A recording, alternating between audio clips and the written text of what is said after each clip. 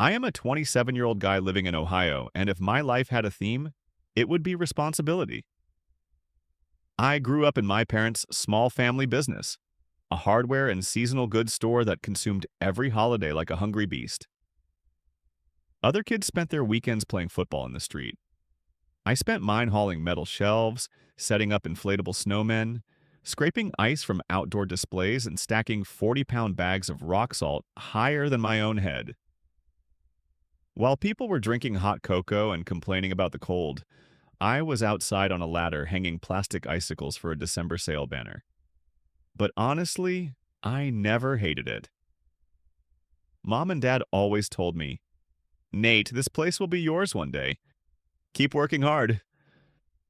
That felt like a future, a promise, something I was building toward. And then my dad remarried. Enter my half-sister Brittany. If someone created a chaotic, evil version of the Barbie doll, that would be her. 23, platinum blonde, permanently broke but constantly shopping, dramatic, loud, allergic to accountability, and always dating losers with names like Chadwick or Troy who wanted to start businesses involving crypto or motivational podcasts. According to my parents, she was the baby, which meant she could wreck every part of her life and still get applause for putting on real pants. Meanwhile, I was the dependable adult who kept the lights on. I swallowed it. I tolerated the favoritism. I let it slide when she dropped her daughter Mia off at our parents' house for just 1 hour that always turned into 7. I ignored her eye rolls whenever I asked her to actually show up for her scheduled shifts. I lived with it because conflict in our family was like firing a flare gun inside a gas station. And then came last December. Our family store goes wild during the holidays. Christmas Eve, Christmas Day, New Year's Eve. New Year's Day, those are the Super Bowl days. We rotate shifts. I had the Christmas Day shift. I was not thrilled, but I accepted it. In return, I was scheduled off for New Year's Eve. My girlfriend Allison and I had already booked a cabin near Lake Erie, paid in advance. Fireplace, champagne, privacy, a weekend where we could pretend we were not the designated responsible adults for every disaster in our families. It was supposed to be our first New Year's alone. Then, on December 29th, Dad walked into the living room, looked at me like he was announcing a weather update, and said, "You are working New Year's Eve." I stared at him and said, "No, I am not. I already worked Christmas. My shift is off." Dad shrugged and said, "The schedule changed. Brittany swapped with you." I said, "There's no way she did." Dad just repeated, "She said you agreed." She absolutely did not. I checked the system. Someone had gone in and manually altered the schedule. The edit log showed her username. She had moved my name to her shift and her name to mine. When I confronted her, she smirked in that slow, theatrical way cartoon villains do, and she said, "Nate, you are not doing anything important. My friends are flying in from Miami. I need New Year's Eve off." I told her I had plans with Allison. She rolled her eyes so hard they practically clicked. She said, "You do not even like parties. You are better off working." My parents took her side because Brittany had been complaining for weeks that she deserved a fun New Year's because she was a single mother dealing with stress migraines. Never mind that her daughter spent most nights at our parents' house while she went to Sephora to buy $300 of skincare or invested her paycheck into a disastrous weekend in Las Vegas where the guy she went with ghosted her. So on December 31st at 7 in the evening, while everyone was getting ready to celebrate, I was behind the register eating a sad microwave burrito under fluorescent lights. Meanwhile, Brittany was posting Instagram stories from a rooftop party in Columbus with the caption, "2025 is going to be my year." There were fireworks in the background and a guy with a man bun kissing her cheek. I did not yell. I did not rage. I did not slam anything. I said 2 words to myself. Game on. Because what Brittany did not know was that I was the one who handled the store's new scheduling and payroll software. I had admin access. I saw everything.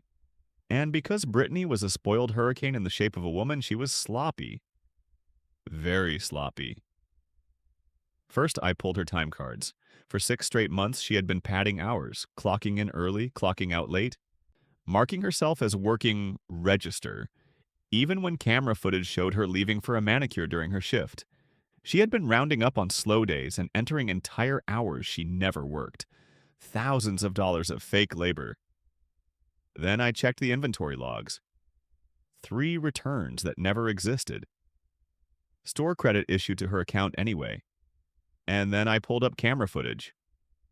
There she was walking out with a $199 drill set, a $60 space heater, and $45 worth of LED lights for her apartment. She had even signed a form claiming a customer left the items behind. I had every second of it on video. I spent 2 hours compiling everything. Printed time cards, screenshots, camera stills, inventory sheets, return logs, timestamps. It was a beautiful, damning stack of paper. On January 2nd, I dropped it into a folder, handed it to my dad, and said it was the end-of-year inventory report. He sat down with his coffee and started reading. Page 1. He blinked. Page 2. His whole face dropped. He turned and said with this low, disappointed voice I had never heard before, "Call your sister." Brittany walked in 10 minutes later wearing sunglasses indoors like she thought paparazzi were hiding behind our refrigerator. She saw the papers spread across the table and froze. Dad asked, "Explain these hours." She waved her hand and said, "I am a mother. I am under pressure." Dad asked, "Explain the drill set." She said, "I needed tools for emotional healing." Mom asked, "Explain the returns." Brittany snapped. "Why are you taking his side again? He always gets special treatment." That was a hilarious thing to say, considering I had spent my entire life carrying this business on my back while she treated it like a personal ATM. She stormed out, slammed the door hard enough to rattle a picture frame, revved her engine like she was starring in a music video, and sped off. The silence after Brittany's blow-up lasted 2 full days, which in Brittany time is practically a geological era. Normally, she texted the family group chat non-stop about the tragedies of her daily life, like running out of dry shampoo or losing a $10 coupon at Ulta. So that quiet was suspicious. I knew it was only a matter of time before the next dramatic explosion. On January 4th at 7 in the morning, I heard tires crunch in the driveway. I peeked out the window. Brittany's car was parked crooked, like it had been steered by someone doing 3 things at once and failing all of them. She stomped toward the house with her messy bun leaning sideways, sunglasses on even though the sun was barely up, and her purse overflowing with receipts and Starbucks napkins. She did not knock. She barged straight inside like she was entering a courtroom in a dramatic movie scene. Except the only jury present was my dad, who was pouring coffee and visibly already over everything. Brittany launched into her performance instantly. She said she was here because she needed money for groceries and essentials. Her voice broke in that forced way where someone wants to sound desperate, but still believes they deserve everything. Everyone in the room knew that groceries and essentials translated to lash extensions and Starbucks drinks that cost as much as a lunch. Dad told her she was suspended without pay. He said it calmly, but with that exhausted tone of a parent who has reached the end of every rope. Brittany reacted like she had been stabbed through the chest. She screamed that he was ruining her life and accused him of taking away her stability, her dignity, and her hope. Dad just told her she did that herself. The irony was thick enough to shovel. Her meltdown escalated the moment she remembered something else. For the past 3 weeks, she had been posting nonstop about an upcoming Miami girls trip planned for mid-January. According to her Instagram stories, this was supposed to be her recharging era, hot girl relaunch, and post-drama rebirth. The suspension killed that. No paycheck meant no Miami. She rounded on me like a tornado. She demanded to know when I was planning to tell her she had to pay back $673.82. That was the exact amount she owed for padded hours, and the stolen items that were not classified as outright theft, only because Dad was bending over backwards to avoid involving the police. She screamed this with the kind of rage that should be reserved for actual injustices, not consequences she created for herself. I stood there holding a box cutter I had been using to break down a shipping box and said the most straightforward thing imaginable. I just did. Her face twisted like she had swallowed a lemon dipped in vinegar. She stomped back outside, slammed her car door, and peeled out of the driveway with her tires screeching like she wanted every neighbor on the street to know she was the victim of the year. The cancellation of the Miami trip was the highlight of the week. She had hyped it so thoroughly on Instagram that people genuinely thought she was about to embark on a spiritual rebirth involving mojitos and motivational beach quotes. Instead, she posted a crying selfie from inside her car. Mascara streaks, puffy lips, tragic angle. The caption said, "People do not appreciate how hard it is being a single mom." The sympathy comments rolled in slowly, painfully, awkwardly. 6 total, all from men with profile pics taken in trucks. My parents moved around like people who were trying not to disturb a sleeping monster. They avoided mentioning Brittany the way someone avoids poking a bruise. Every conversation was stiff at the edges. At dinner, they made small talk with this brittle politeness, like they were trying to convince themselves that everything was normal. Dad would comment on a new shipment coming in late. Mom would mention a customer who wanted a refund for a snow shovel she had clearly used. I would nod along and try not to acknowledge the thundercloud hanging over all 3 of us. It was so strange to see them walking on eggshells around a daughter who was not even in the house. Even Mia felt the tension. She had been unusually quiet that week, spending most of her visits drawing or watching cartoons. No one wanted to bring up her mom, and she seemed smart enough to sense that. Then came the night everything snapped. We were eating spaghetti at the kitchen table, all of us pretending it was a normal Tuesday evening. The sauce smelled great. The house was warm, and for a second it almost felt like the old days before Brittany's chaos became the family's main hobby.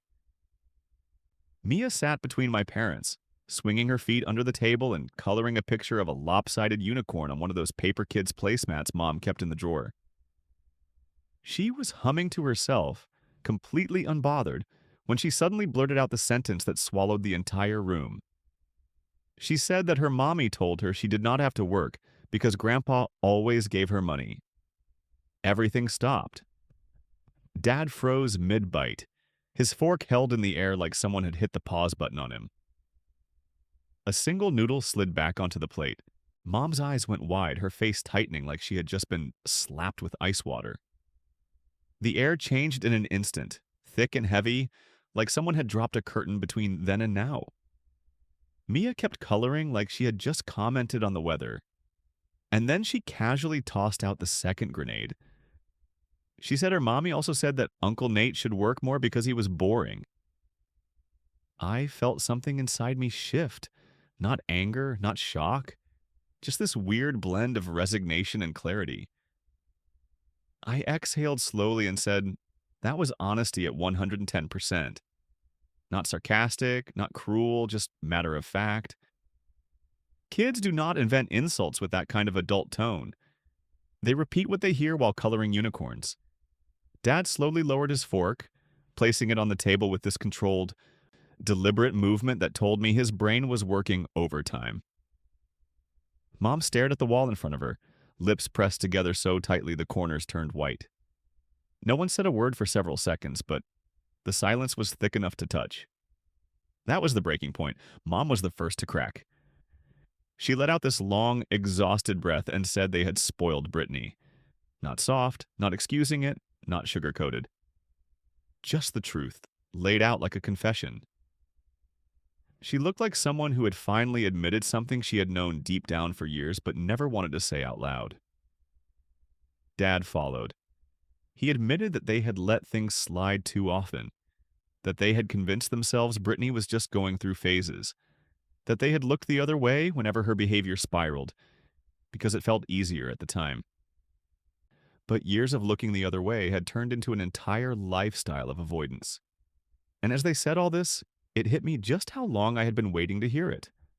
The tantrums, the overspending, the constant emergencies she created, the magical disappearing shifts, the endless stress she dumped on everyone. None of that had ever been addressed. It had always been brushed aside or explained away or handed to me to deal with. Hearing them finally own it felt unreal, like the floor had leveled after years of tilting. Then they apologized. A real apology. Not the quick drive-by kind, not a reluctant one, not a guilt-driven one. A genuine apology for putting the weight of the family business on me, for letting Brittany treat the store like her personal playground, for choosing the path of least resistance even when that path ran right over my work, my time, and my life. I sat there staring at them, feeling something inside me unwind, like a knot loosening after years of tension. It felt long overdue. The week after my parents finally admitted they had enabled Brittany for years, things got strangely calm. Not peaceful, but calm in the way that comes right before a storm decides if it wants to hit. I kept working my shifts, managing inventory, cleaning up the mess that holiday season always leaves behind. Dad was quieter than usual, and Mom looked like she was thinking through every parenting decision she'd ever made. Meanwhile, Brittany posted nothing. Total blackout. Whenever she went silent like that, it usually meant she was planning a dramatic comeback that would inconvenience everyone around her. I did not have to wait long. 3 days later, she came screeching into the parking lot, like her brakes were optional. She burst inside the store with hair flying everywhere and her phone screen glowing in her hand. She had tried applying for unemployment benefits and claimed she was wrongfully terminated. Except she had not been terminated at all. She had only been suspended. So the system flagged her claim for inconsistencies, and she reacted like she had suddenly landed on a government watch list. She barged past 2 customers, ran straight to my parents, and yelled that I had ruined her life and that the government was after her. She was shaking her phone in the air like it was proof of a conspiracy. Mom looked stunned. Dad rubbed his face with both hands as if he could physically wipe the chaos off his skin. They both looked at me, and Dad asked what I wanted them to do. I said to hold her accountable. For the first time in her life, they listened. That afternoon, they called her into the office. No cameras, no audience, no dramatic escape route. Just consequences. They told her she was officially demoted, effective immediately. No more register, no scheduling access, no payroll access, no returns, no handling money in any capacity, only stocking shelves and unloading deliveries. 15 hours a week at most, no flexibility, no excuses, no negotiations. Permanent. Her face changed color so fast it looked like a glitch. She yelled that they were doing this because I was jealous. I looked her right in the eyes and asked what exactly she thought I was jealous of. She stood there with her mouth open, searching for a response that did not exist. When nothing came to her, she spun around dramatically to storm out of the office and walked straight into the locked glass door with a loud smack. I did not laugh. All right, I did laugh a little. 2 days later, Allison and I finally went on our rescheduled New Year's getaway. The little cabin near the lake was everything we had hoped for and more. Quiet, warm, peaceful. Just the two of us with no responsibilities and no unexpected work shifts dropped on our heads. We drank champagne by the fireplace and watched the snow fall outside the windows. It felt like the universe had been holding this moment hostage and finally decided to release it. When we came home, Dad called me into the office. He handed me a folder. Inside was a draft contract naming me the future majority owner of the store. I just stared at the pages, feeling something heavy and warm and surreal settle into my chest. Dad said I had earned it, and that my sister needed to learn how to be an adult without leaning on everyone else. I did not gloat. I did not brag. I did not post anything. But I will not pretend it did not feel good. Sounded damn good. Brittany still has not spoken to me since the day she headbutted the door. And honestly, that silence feels like the best New Year's gift I could have asked for. Thank you for watching. If you enjoyed the story, please support the channel by liking the video, subscribing, and leaving a comment about what kind of story you would like to hear next.